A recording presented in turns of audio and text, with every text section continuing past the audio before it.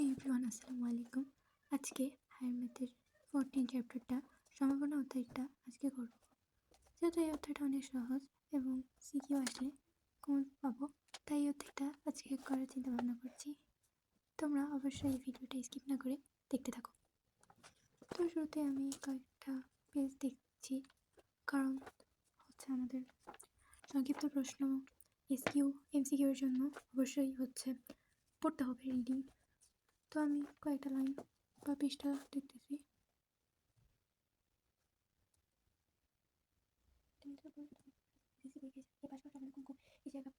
তোমাদের যদি এই অধ্যায়টা অনেক সহজ লাগে তোমরা কমেন্ট করতে পারো। অর্থাৎ কোনো ঘটনা ঘটার ক্ষেত্রে অনিশ্চয়তা থাকলে কেবল আমরা সম্ভাবনার কথা বলি, আর নিশ্চয়তার মাত্রার উপর এই ঘটনার ঘটার সম্ভাবনা কম বা বেশি হবে তা নির্ভর করে, কিন্তু কোনো সাংখ্যিক মান দিতে পারে না। এই অধ্যায়ে আমরা ঘটার সম্ভাবনাকে সাংখ্যিক নির্ণয়ের বিভিন্ন সূত্র এবং নিয়ম নয় প্রধান সম্পর্কে জানবো এবং নিশ্চিত সম্পর্ক গঠন করতে পারবো।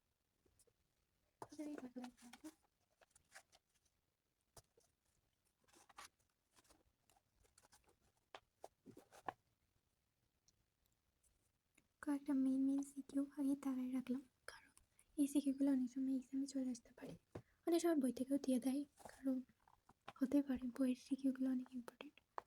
তো আমি কয়েকটা দাঁড়ায় রাখলাম। অনেকেরই সম্ভাবনা অধ্যায়টা অনেক সহজ লাগে, আমার কাছে অনেক সহজ লাগে, কিন্তু অনেক সময় কঠিন লাগে, কারণ অনেক সময় এমসিকিউ একটু মুশকিল সলভ করা হয়ে পড়ে। যেহেতু আমার এই অধ্যায়টা নিয়ে একটু কনফিউশন আছে, তার জন্য আমি নতুন করে শুরু করবো।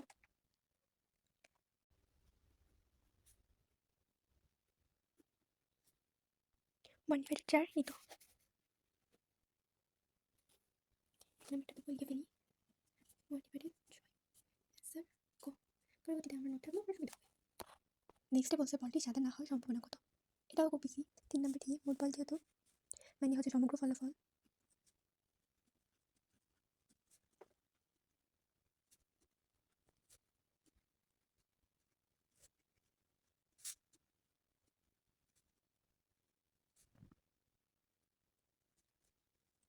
তারপর 16টি দাম আছে।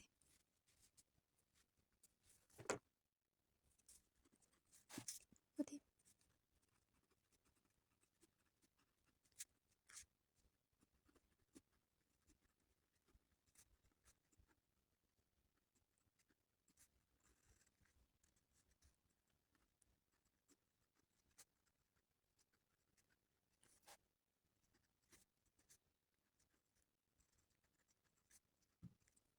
এখন ক্যালকুলেটরে বসাবো।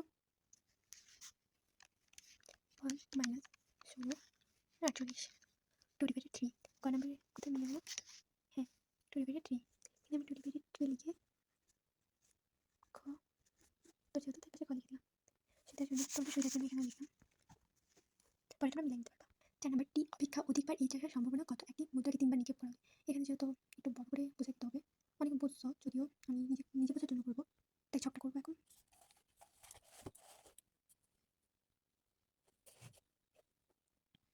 যেটা কোশ্চেন এখানে আছে যে একটি মুদ্রাকে 3বার নিক্ষেপ করা হবে।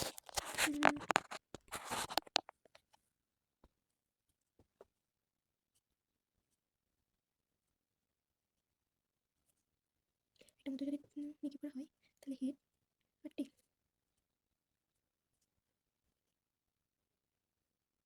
একবার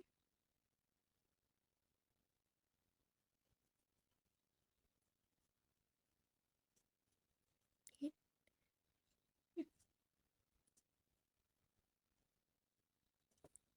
এরকম জায়গা হয়ে গেল। ছোট করতে হবে, এটা করাটা ঠিক হয়নি যদিও, এবার করলে 3বার হয়ে যাবে, আর সমস্যা হবে না।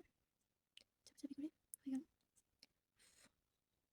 এখানে তো ঝামেলা এইচ ডি।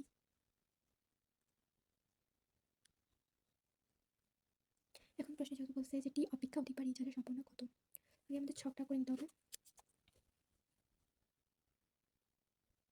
নমুনা ক্ষেত্র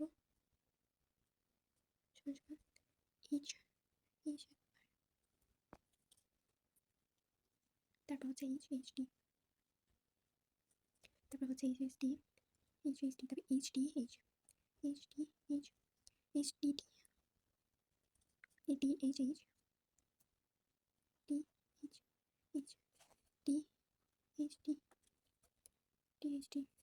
এবারে এখানে লিখি ডি ডি এইচ, আর লাস্টে ডি এর পাশে সবকটা ডি। 4 5 6 7 8 এটা হচ্ছে সূত্র আছে 2 2 7 2 n মানে হচ্ছে যদি n এর মান যত তত 2 n।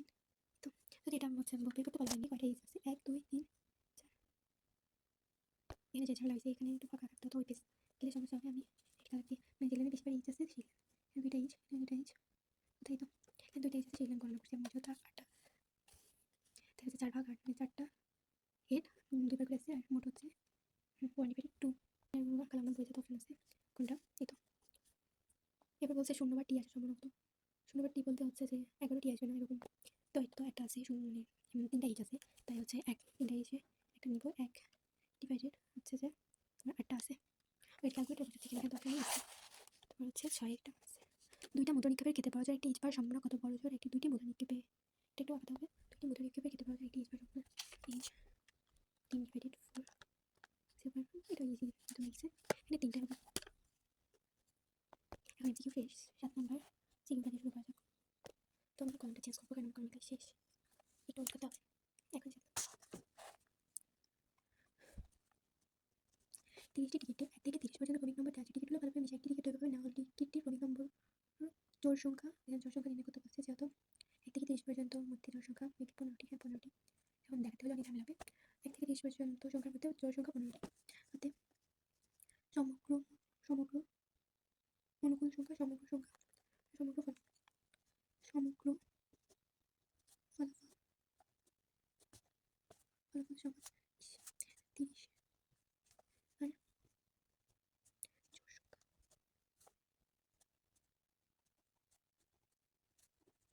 এদের সংখ্যা হিসেবে বলছে 2 4 2 4 6 8 10 তারপরে 12 14 16 18 20 22 24 24 24 তারপর 26 26 28 28 কয়টা 30 15টি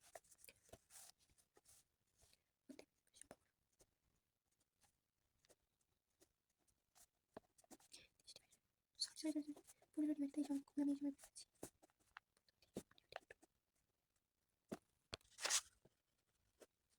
ক নম্বর বলছে যে 4 দ্বারা বিভাজ্য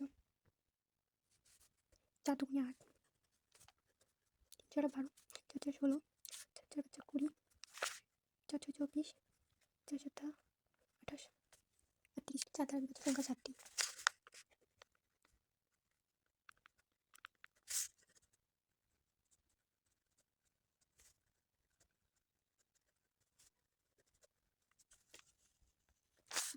এটা বলতে হবে না সম্ভাবনা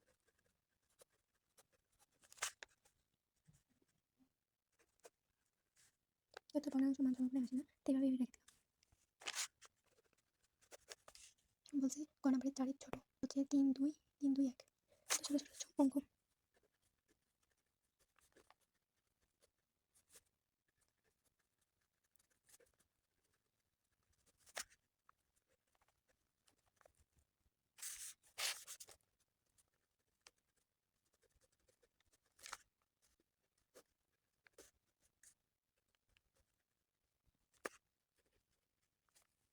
এবার বলছে 22-এর চেয়ে বড় হয় সম্পূর্ণ নির্ণয় করো। এই অঙ্কগুলো অনেক সহজ। 22-এর চেয়ে বড় 23 24 25 26 27 28 30 থেকে কয়টা সংখ্যা নিয়ে এই অঙ্ক করে আর করবো না কারণ সব সৃজনশীলগুলো এইভাবেই আসবে এরকম করেই সহজ আছে অনেক তাই চ্যাপ্টার স্কিপ করে অন্য একটা চ্যাপ্টার করা দরকার আমাদের এখন। চলো লাস্ট একটা ম্যাথ করি। 22-এর চেয়ে বড় 2 3 4 5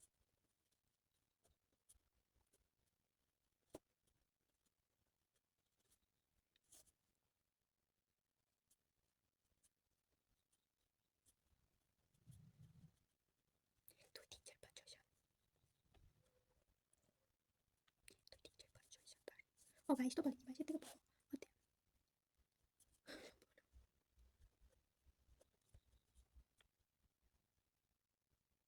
বলে বাংলা থেকে লিখে ফেলছি সরি করো এটা ভাঙাই এটা মুখে করা যাবে তো আমি ব্রেন কাটতে যাচ্ছি না ঘটনাগুলো অনেক ইজি। এখানে হচ্ছে 8 নম্বরটা বলছে কোনো একটি লটারিতে 570টি টিকিট বিক্রি হয়েছে। রহিম 4টি টিকিট কিনেছে। টিকিটগুলো ভালোভাবে মিশিয়ে একটি টিকিট দৈর্ঘ্যভাবে প্রথম পুরস্কারের জন্য তোলা হলো। রহিম প্রথম পুরস্কার পাওয়ার সম্ভাবনা কত? এখানে আমি লিখেছি 570 মানে মোট সমগ্র যদি হচ্ছে লটারিগুলো ভিন্ন করে থাকে তাহলে মোট যোগ করে হচ্ছে রহিমেরটা ভাগ করতে হতো 15 ডিভাইডেড 570 1/30 আছে, এটা অ্যান্সার হবে। তোমাদের কথা হচ্ছে তার সাপ্লিমেন্ট আছে, তার হচ্ছে ওখান থেকে সিকিউ প্র্যাকটিস করে নিতে পারো, আর এইভাবে সম্ভব। আসলে হচ্ছে যে 15, 16, 17, 18 এই ম্যাথগুলো ইম্পর্টেন্ট, কিন্তু আজকে আর এই ম্যাথগুলো করবো না, কারণ প্রায় সব কিছু ইজি লাগতেছে। এই অধ্যায় সিকিউ নিয়ে একদিন একটা ব্লগ বানাবো। আজকে এই পর্যন্তই। তাহলে চলো বেশি কথা না বলে অধ্যায়ের অনুশীলন থেকে কয়েকটা অঙ্ক দিয়ে শুরু করা যাক।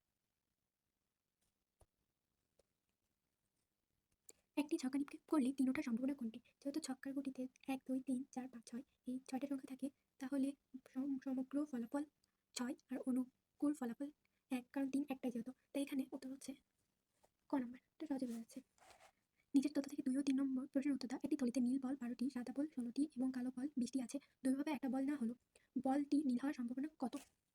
এখানে মোট বল এবং নীল বলের সংখ্যা ভাগ করলে নীল বল কয়টি সেটা পাওয়া যাবে। তাহলে থলিতে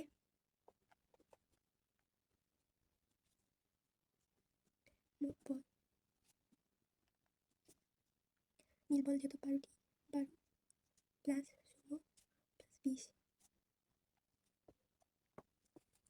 এখানে ক্যালকুলেটর নিয়ে 12, 16 প্লাস 20, 48 আসছে যেহেতু। এটা হচ্ছে সমগ্র ফলাফল।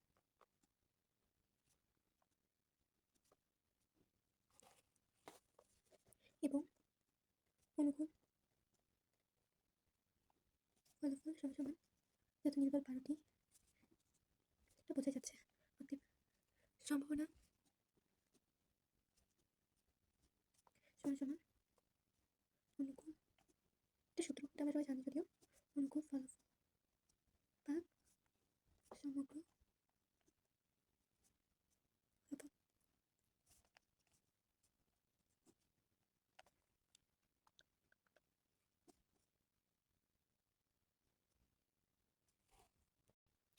অনেকেরই সম্ভাবনা অধ্যায়টা অনেক সহজ লাগে, আমার কাছে অনেক সহজ লাগে, কিন্তু অনেক সময় কঠিন লাগে, কারণ অনেক সময় এমসিকিউ একটু মুশকিল সলভ করা হয়ে পড়ে।